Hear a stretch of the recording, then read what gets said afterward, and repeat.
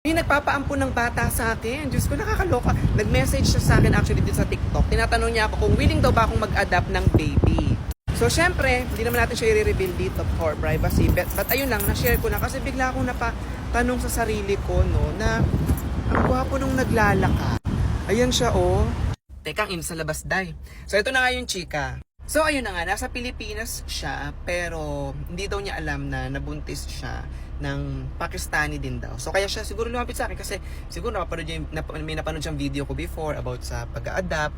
And yun nga, yung partner ko is Pakistani din. So, girl daw yung baby. Hindi ko siya ma-replyan kasi bigla din ako napaisip, like, OMG, parang naramdaman ko din yung bigat, ganun. Hindi ko alam kung ano yung na-feel ko. Actually, kinento ko nga KR siya, dun sa partner ko. May nagpapadap ng baby. Ako yung tinanong niya, gusto mo ba? Tapos, hindi din ako nakasagot agad sa kanya. Alam mo yung feeling na para kang girl, na parang may nagtanong sa'yo, oh, willing ka na bang magbuntis? Tapos parang hindi pa.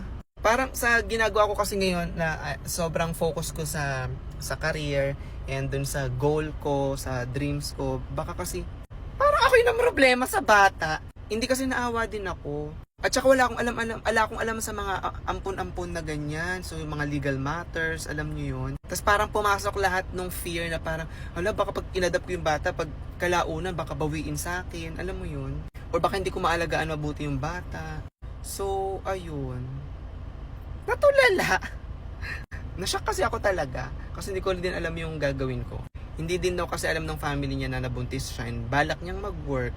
So, hindi ko talaga alam. So, ayun. We'll see. Siguro pag nag-menopause na lang ako. So, God bless everyone and God bless sa'yo. Hopefully, masettle yung problema na yan. And, hindi pa ako ready. Ata. See you in my next vlog.